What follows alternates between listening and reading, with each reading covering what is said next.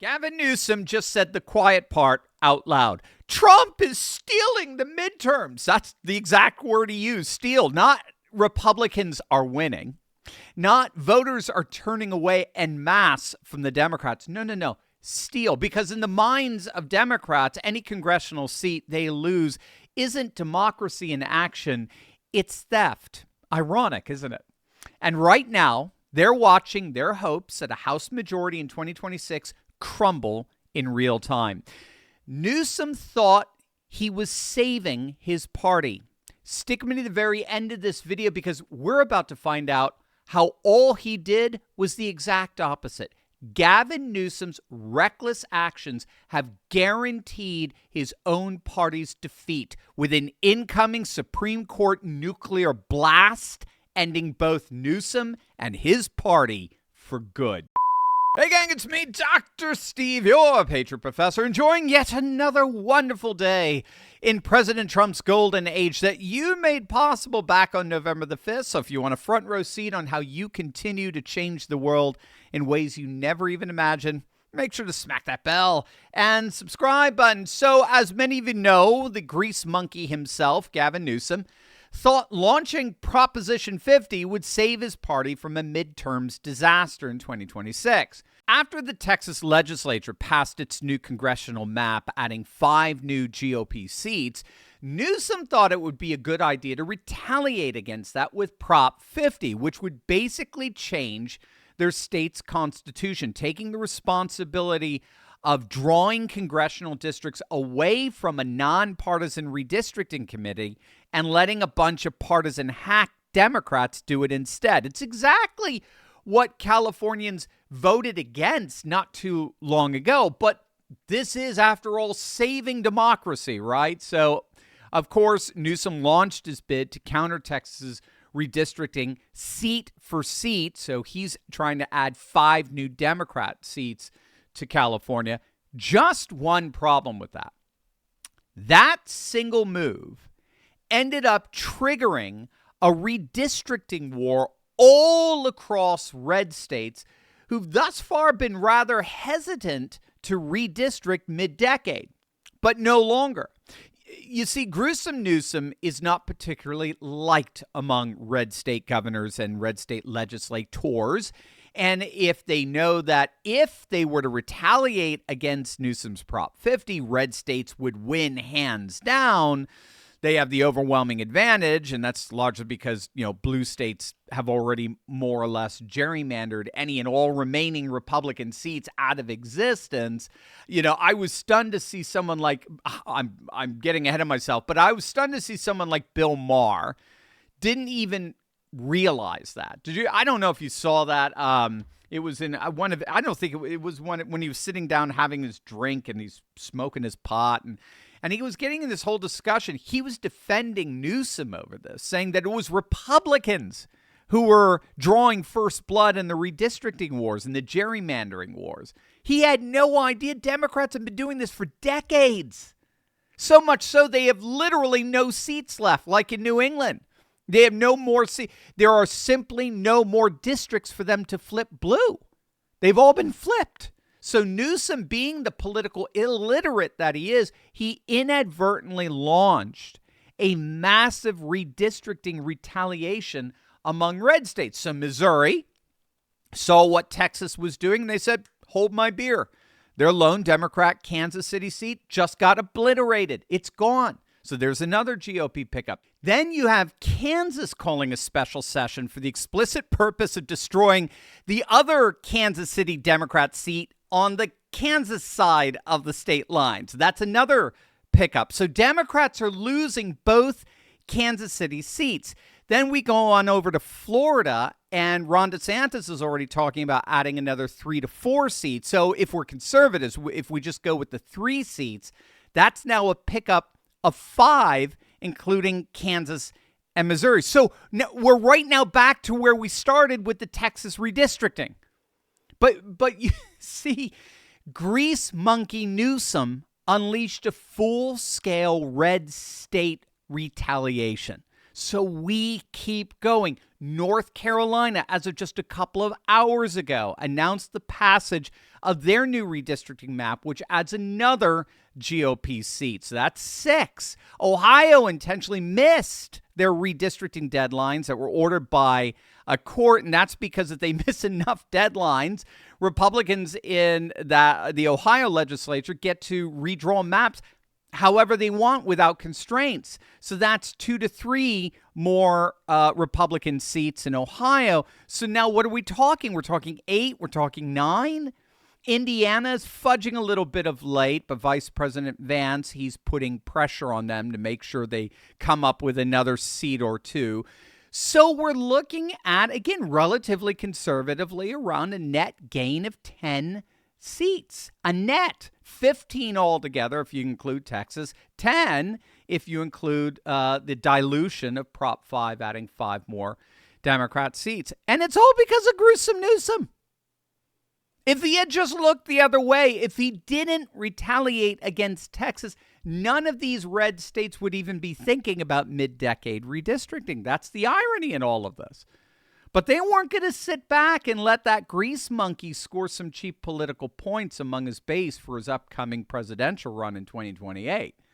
So Newsom thought he saved his party for the midterms, when in point of fact, all he did was guarantee their loss. But if you thought Democrats were panicked about the slew of redistricting in red states, that's nothing. And I mean literally nothing compared to the meltdown they're experiencing in the shadow of the upcoming Supreme Court decision that could end the Democrats as a viable national party for good. But first, gang, you've seen gold and silver prices absolutely skyrocketing of late, have you not?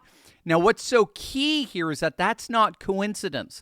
It's the direct result of President Trump's golden age pro-growth agenda. Goldman Sachs actually just raised their 2026 gold outlook to $4,900 per ounce. And many analysts think they're being way too conservative. And to make it even better, we've got 3 more years of these America First policies ahead of us. This is exactly why smart Americans are taking control of their retirement accounts right now by backing them with physical gold and silver. My friends over at Augusta Precious Metals are so excited to help you be a part of this new gold rush. Augusta works with Americans who have over $50,000 in their IRAs, 401ks, or other retirement accounts to make the smart move into smart money. They're patriots just like you, and they would love to chat. Give them a call at 844-763-3908 or text my name, Turley, to 35052. That's Turley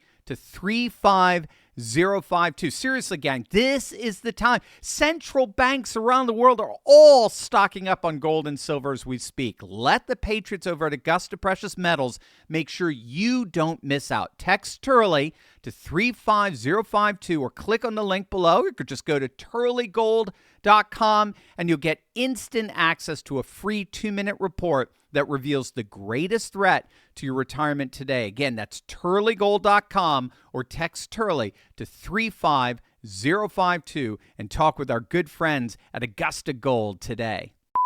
And John Roberts has been an enemy of the Voting Rights Act, as you pointed out in your opening, for his entire career. John Roberts is the biggest enemy towards Black people that this court has seen since Chief Justice Roger Taney, who authored the Dred Scott decision. Now, white media generally doesn't talk about him like that because he's a genteel man. You know, he's not running around letting his flag fly like Sam Alito. But make no mistake, whenever Black people are asking to have equal representation of this in this country, John Roberts is the man standing at the door telling us no. He is the problem, and we're going to see that play out in Louisiana versus Calais when that decision comes down later next year. That is the king of left-wing nuts, Elie Mystal, flipping out over the imminent overturning by the Supreme Court of Section 2 of the VRA, the Voting Rights Act, that Democrats like Mystal have been exploiting for decades now to get explicitly racially gerrymandered districts drawn up so as to guarantee Democrat seats in Congress. It has been one of the most disgustingly racist practices that have been allowed in our nation for the last several decades. By the way, did you notice he introduced a whole new term there? I had never heard of this before. Have you ever heard of white media before? Did you catch that? He said, white media generally doesn't talk about Chief Justice Roberts being the single greatest enemy to black people, blah, blah, blah, because he's so genteel. And so, white media. What? I mean, according to this far left radical at MSNBC, we have now white media. Joy Reid lives. Joy Reid's legacy of vile, vicious, racist hate lives on at MSNBC. These guys, they are ethno-nationalists, racial tribalists to the core. I mean, they rival anything you will see anywhere else in the world. But they're right to be freaked out over this. As we've talked about a number of times on this channel, the Supreme Court is indeed poised to overturn Section 2 of the VRA, the Voting Rights Act, and as such, they are going to declare in one fell swoop every single racially gerrymandered district in the nation unconstitutional. And if the Supreme Court rules as expected, it's being projected by liberal outlets such as Politico that Republicans would gain 19 additional House seats from the Voting Rights Act being overturned alone. 19 additional seats to all the redistricting we've seen. So how many redistricting seats did we count? We're talking about a net, right? A net of 10. If you combine those redistricted seats, let's make it simple. Let's say, all right, all 15. We'll include Texas there. Forget about California's Prop 50. So we got 15 redistricted seats. Forget about Prop 50 because obviously that's irrelevant now. We combine those 15 seats with the upwards of 19 coming out of this overturning the VRA. What are we looking at, gang? We're looking at over 30 seats, additional GOP seats before the midterms. Republicans go from basically 220 to 250 literally overnight. And again, keep in mind, that's base. That's a baseline. These aren't swing seats. These aren't contested. These would be solid red Republican seats for the foreseeable future. Baseline starting at 230 every 2 years. So the GOP wouldn't have to flip a single swing seat. They would not have to flip a single swing seat to lock in a permanent majority for the foreseeable future. They would only need to win seats that are already overwhelmingly Republican. Again, it's another sign of just how far the nation has moved to the right without these shenanigans, without racially gerrymandered districts. The Democrats simply can never come to power again. That is what they're flipping out over. That is why Democrats are panicking. Now do you see why Newsom is such an abject and pathetic failure? It gets worse. This Proposition 50, as it turns out, it's already boomeranging on the Democrats. It really, in the end, Prop 50 is just about trying to stave off the inevitable seat pickup by California Republicans inside California because of the massive Latino defections. Latinos all across the country, including California, are moving right. Right? We've seen it with Miami-Dade. Miami-Dade in Florida, it's gone fully red for the first time like ever because of the mass Latino, particularly Cubans and Venezuelan defection. In the Rio Grande districts of the southern border of Texas, they're all 80%, 85% Latina. They're all solid red right now. Every single one of them. Just look at the southern border map. It's the same thing we're seeing happening in Arizona, and Nevada, and New Mexico, and, as it turns out, California. So gruesome Newsom, as it turns out, just exploited the Texas redistricting. He just used it as an excuse to redistrict California so as to inordinately dilute the Latino vote that's moving right. That's the real pernicious, nefarious motivation behind this. It's not about protecting democracy. It's about thwarting it. But all he's doing in the end is exacerbating the move. He's just causing more Latinos than ever to move further right. So this is pure backlash in every single way imaginable. More GOP seats are getting picked up across red states because of this Prop 50 stunt, just as more Latinos in California are defecting to the GOP for good as a result of the same stunt. And on top of it all, it was all completely wasted effort to begin with, given the overturning of the VRA by the Supreme Court that overwhelms anything that California Democrats or any other blue state can do in response.